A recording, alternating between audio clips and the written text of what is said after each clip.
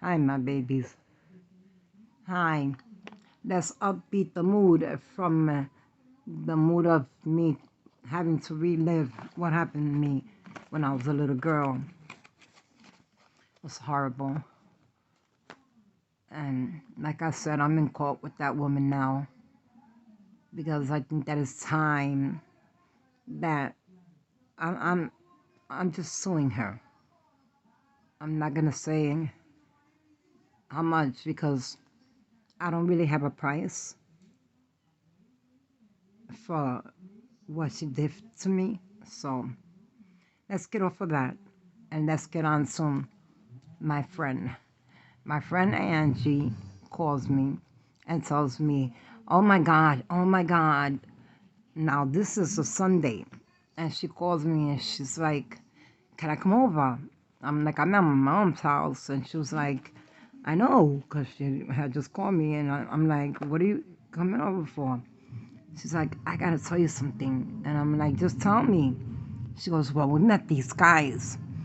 These fucking guys got money. They got big time money. You can hear my machine. It's like they're watching it up there. It's like a stereo. And anyway, so she goes, you have to meet these guys. And we're going to a party on Friday. And they want me to bring you. And I'm like, no problem. Who's going to say no to go to a party? Hold on, give me a second. All right. Anyway, I'm sorry, guys. So let's line up the mood.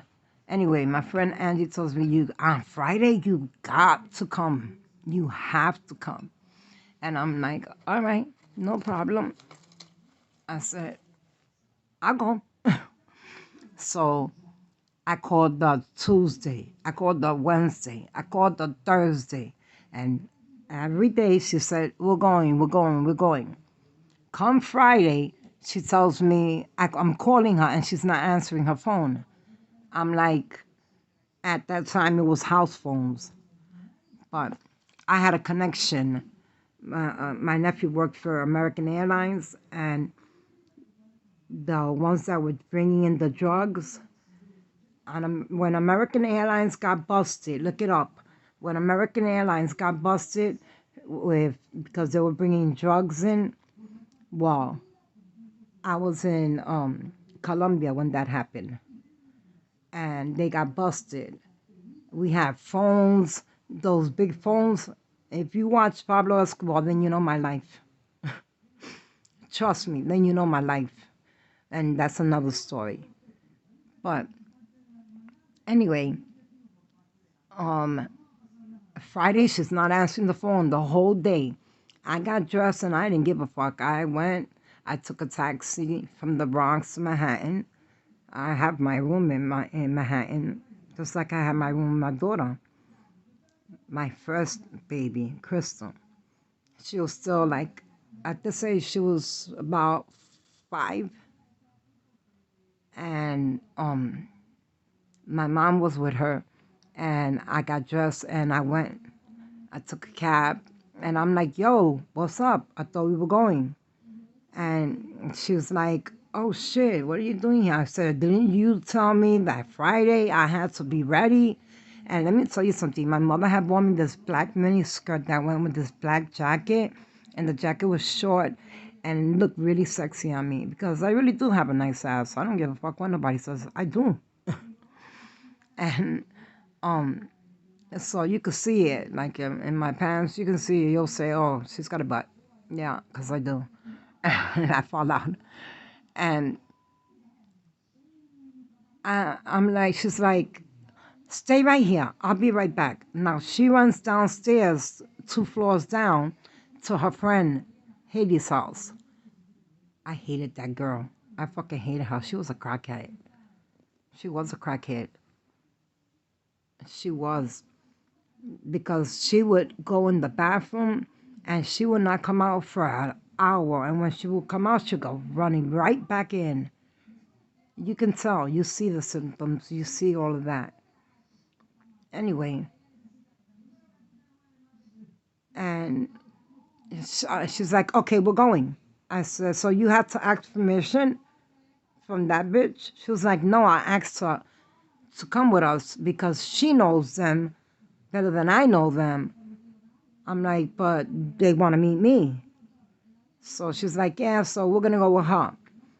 So she calls them and they sent a fucking black limousine for us. Oh my God, tell me. You're young, dumb, full of fun. And all of a sudden you got a fucking limousine pull up to pick you up. And we all got in and boom, it took us straight to 130th between Convent and St. Nicholas Terrace. If you look that up, y'all New Yorkers know where that's at. Well, anyway, I forgot to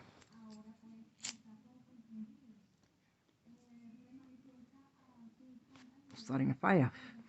Well, anyway, we get in the limousine, and I thought it was going to be an empty limousine that they send it for us like that. But no, they were in the fucking limousine. They were dressed. Thank God I was dressed. I looked hot. I did. I frisked out my hair. I made it curly because I got beautiful curly hair. And I iron it straight, but it's really curly. I'll put a picture through with this if I can to show you when I was young how my hair is and still is if I just leave it alone and not straighten it. But anyway, I got in the limousine. I had black heels, off black stockings, because I always had to have the off black color stockings. And with the line in the back that goes straight up, one line, not fishnet. The fishnet stockings are fucking disgusting. They're for whores. If you know New York, back in the day, not now, but 42nd Street, forget it. You know all the whores by the fucking fishnets. But not me. I used to buy the off black stockings with the line in the back. So we went. I got in the car and I saw his eyes when he saw me. And I just looked at him and I was like, oh, he's fine. But then I looked the other way and his brother was sitting there and I was like, damn, he's fine. I'm like, they both fine. And there was like four other guys in there. John Lazaro, Jimmy, and Danielito. Well, these guys were there. And we went ahead and we started moving and they're introducing me to everybody. And he goes, come sit next to me. Come sit next to me. And I'm like, no, I'm okay. I'm okay right here.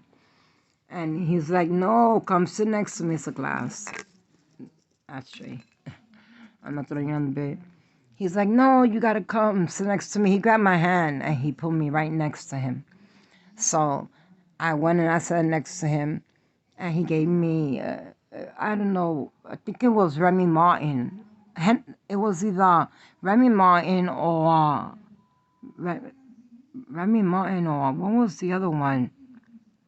I'll get back to that. Anyway, so they were giving me shots. And at that time, I was young, dumb, full of fun.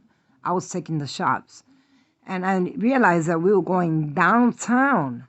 And I'm like, where are we going? But I didn't want to say anything. But I ended up telling him in his ear, can I ask you something? And he's like, what? I'm like, where are we going? He said, we're going to a party of somebody that I know. Don't you fucking, you won't believe that we pull up to this, it's called a mansion because it's not a house, it's a building. Now, Jeffrey Epstein is a man who got locked up for molesting little girls. And one thing I could tell you, and I could vouch for, is that he had pictures, paintings of little girls and little boys everywhere, all over that.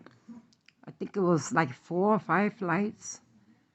But anyway, I was looking and I was realizing, and when I looked at the building, it had the J E. And I said, wait a minute, are we at Jeffrey's Epstein's house? Yeah, we were. I was like, holy fucking shit. So we went, we were getting ready to go in. People outside talking. I saw Mr.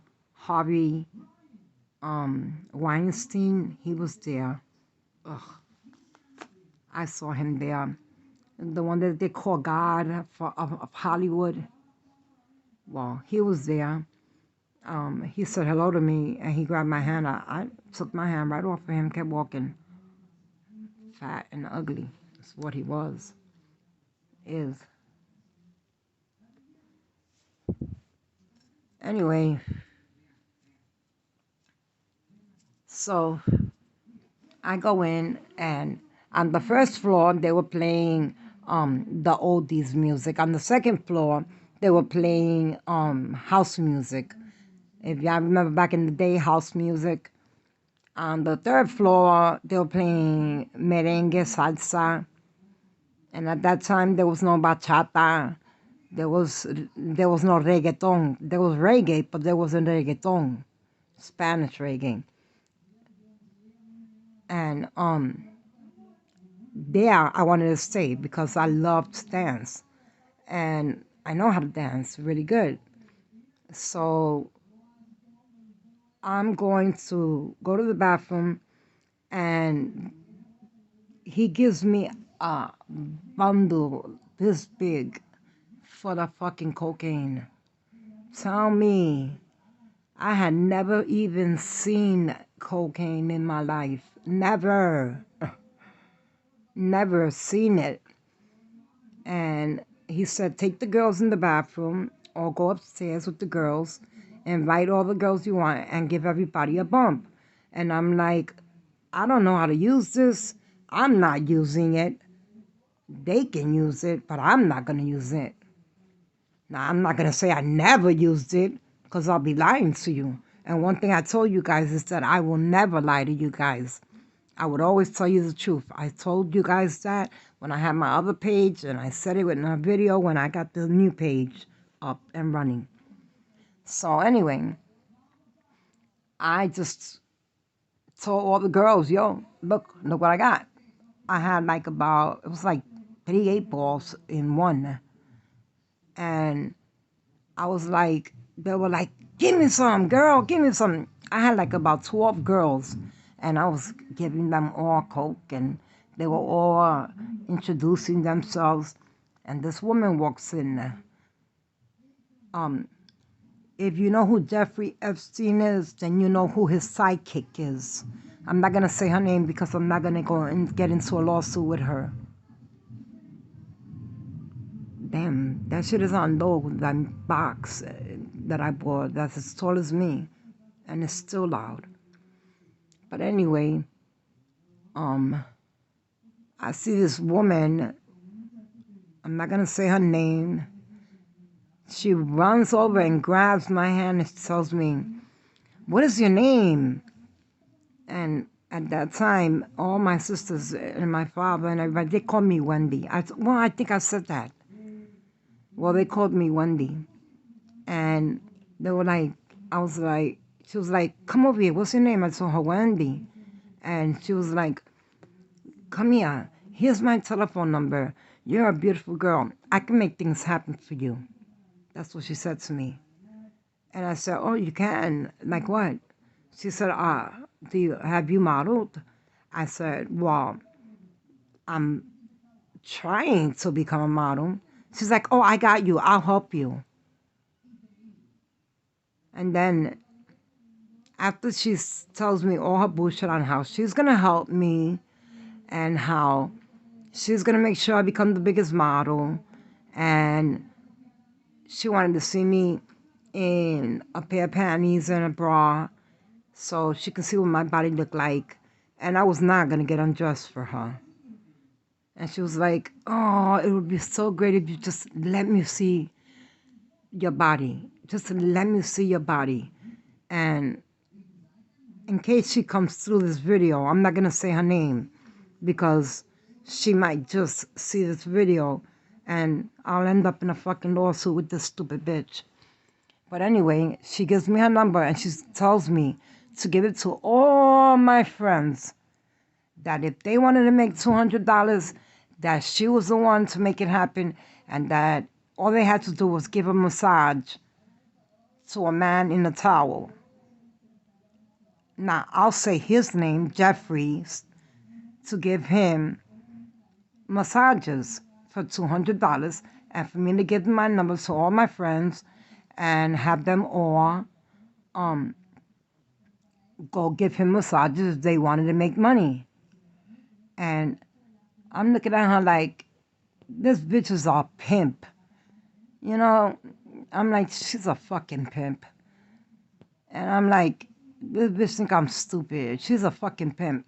Now, the guy that picked me up in the limousine, his name was Enrique. Him and Cookie, his brother. Well, my air conditioner is on too low. It's on 68. I'm freezing. Anyway, so he comes up to me. He's like, come on, let's dance. And she's like, oh, wait, we're talking. So, no, I'll come back. I'm going to dance. So now I'm dancing with him. And he could dance side to side. Oh, I love a man that could dance side to side. Oh, I love it. And he was dancing it perfect. And I was like, damn. So I got in my pocket a bunch of fucking coke. Now I got a bunch of girls behind me every 10 to 15 minutes. Can I get a bump? Can I get a bump? Can I get a bump? I'm like, oh my God. And then I saw how wide their eyes were. Like their pupils were like popped the fuck out. And now it's getting dark. I'm dancing with the guy. But what I didn't know was that my friend wanted him. I didn't know. I didn't know at all. And I felt so bad because I really liked him. And I saw he was made of money. Please, you know how many men with money? Please, if y'all don't understand. But anyway, I'm dancing and all the girls are calling me and I'm like, hold on, I'm dancing, yo, chill. So I could see that they wanted me, the girls, you know. So I'm dancing with him. When I'm dancing with him, he tells me, did you take a bump? I said, I've never done that before. And he said, after the party, we're going to go to my spot. And we're going to chill at my spot. And I was like, no problem. I didn't give a fuck. My daughter was perfect doing